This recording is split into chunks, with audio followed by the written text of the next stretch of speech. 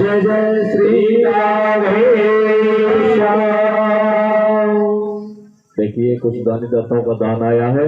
जय हो। और सभी देवी देवता ब्रजमंडल में आए। मोक्षदायिनी परम पावन पुरी मथुरा में भगवान का नित्य निवास है। यत्र नित्यम शनिहितो हरिहि, ठीक है, यहाँ भगवान का नित्य निवास है। और मथुरा के राजा हैं उग्रसेन जी महाराज। उग्रसेन राजा बड़े धर्मात्मा थे, लेकिन बेटा महानास्तिक निकल पड़ा कंस। कंस किस धातु से बना है? कसी सिंहायाम कंसः, यानी कसी धातु से बना सब कंस, अर्थात जिसको अहिंसा ही हमेशा प्रसन्न हो, कलेश, लड़ाई झगड़ा, मार पीट, बेईमानी जिसे पसंद ऐसा व्यक्ति कंस दिया। और एक उनके चाचा थे, उनको भी जेल में डाल दिया और स्वयं राजा बनकर बैठ गया।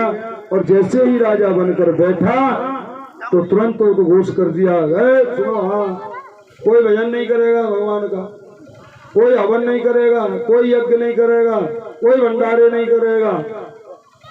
अगर ज्यादा जरूरी है तो भजन करना है तो मेरे नाम से करो, ओम कंसाय नमः, ओम कंसाय नमः, ओम कंसाय नमः।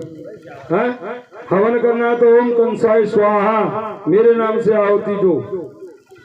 कोई ब्राह्मणों को भोजन नहीं कराएगा, संतों को कोई भंडारा नहीं करेगा, सब बंद। अब तो लोग बड़े परेशान हुए, लेकिन इसकी एक चचेरी बहन है देवकी, वो इससे बहुत डरती थी। एक दिन आ रहा था, कहने लगा अपने मंत्री से कि ये देवकी मुझसे डरती है, मेरी छोटी बहन है, लेकिन मैं इतने धूमधाम से इसकी शादी करूंगा कि कभी भी इसे पिता की कमी महसूस नहीं होने दूंगा। और एक दिन कंस गया और वसुदेव जी से देवकी का रिश्ता पक्का कर आया। करके आया, बारात आई, वसुदेव जी की शादी हुई देवकी मैया की। लेकिन कंस ने सोचा कि आजकल हमारी जनता खिलाफ है, कुछ ऐसा किया जाए कि जनता हमारी तरफ हो जाए। तो अपनी बहन का रथ स्वयं अपने हाथ से हाँककर अपनी बहनों को विदा करने जा रहा है। तो जनता के मन में आई, अरे राम राम, हम समझते थे कि महाराज बहुत कठोर है, लेकिन ऊपर से ये देखो मन में तो कितनी दया है, अपनी बहन को स्वयं विदा करने जा रहे हैं। पर लेकिन जैसे ये बात देखी तो देवताओं से नहीं रहा गया। देवता बोले, अरे राम राम राम राम, ये बदल गया है, इसे बदलने नहीं देना, इसके पाप का घड़ा भरवाना है। तो देवता चुप नहीं रहते हैं। अगर देवता चुप रहे आते तो भगवान का तो जन्म जब भी होता, लेकिन देवता चुप नहीं रहते कभी। और तुरंत देवताओं ने आकाशवाणी कर दिया, कंस, हाँ, जिस बहन को तू इतने सम्मान के साथ लाड प्यार से विदा करने जा रहा है, उसी का 8वां लाल तेरा काल होगा। और जो ये बात सुनी कंस ने तो कूद पड़ा रथ से और म्यान में से तलवार निकाल ली और देवकी मैया के केस पकड़ रथ से खींच लिया। भगनीम हंतु मारत्य खड़ग पाणी कचे गृहीत, खड़ग निकाल दिया उसे मारने के लिए। और बहन को मारने लगा, लेकिन वसुदेव जी ने दौड़कर उसका हाथ पकड़ लिया।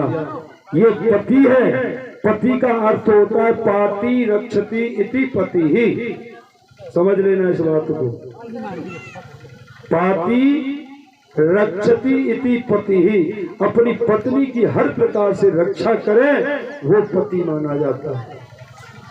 और वसुदेव जी ने दौड़कर कंस के हाथ को पकड़ लिया और कहने लगे, महाराज क्या कर रहे हो, है? अरे तुम राजा हो, क्षत्रिय हो, और स्त्री पर हाथ उठा रहे हो। और कोई आम स्त्री नहीं है, ये तुम्हारी बहन है। और बेचारी की अभी अभी शादी हुई, अभी तो हाथों की मेहंदी भी नहीं छूटी है, तुम अपनी बहन को मारने चले हो। नहीं, ये शोभा नहीं देता है तुम्हें। कंस बोला, वसुदेव तुमने सुना नहीं, आकाशवाणी ने कहा है कि इसका लाल मेरा काल होगा। वसुदेव जी बोले, ठीक है राजन, एक बात सुन, क्या तुम्हें देवकी से तो कोई खतरा नहीं है, इसकी संतान तो इससे खतरा है क्या? हंतु नरहस कल्याणी मिमाम त्वं दीन वत्सल। महाराज आप इस पर दया कीजिए और सुनो, मैं कहता हूं अगर इनके तुम्हें संतान से कष्ट है तो जितनी भी देवकी की संतान होगी मैं तुम्हें सौंपता जाऊंगा, चाहे आप उसका कुछ भी कर लो। कंस बोला, हाँ ये तो बात ठीक है, जमेगा। पर कंस तो कंस था, बोला सुनो वसुदेव का, जब तक इसके 8 संतानें नहीं होंगी तब तक तुम्हें मेरी जेल में रहना पड़े। तुम्हारी क्या है, तुमने बच्चा बदल दिया? बोले ठीक है। वसुदेव ने ये मंजूर कर लिया कि हम ठीक है जेल में रहेंगे, और वसुदेव देवकी दोनों को जेल में डाल दिया। अब देवकी मैया के पहली संतान हुई, वादे के मुताबिक वसुदेव जी लेकर गए तो कंस कहने लगा, और कंस को जाकर सौंप दी। कंस बोला, वसुदेव जाओ, ले जाओ इसे, तुम वादे के पक्के निकले, इसलिए मुझे विश्वास है, मुझे इससे कोई खतरा नहीं, मुझे तो 8 में से खतरा है, ले जाओ। लेकिन नारद जी आ गए।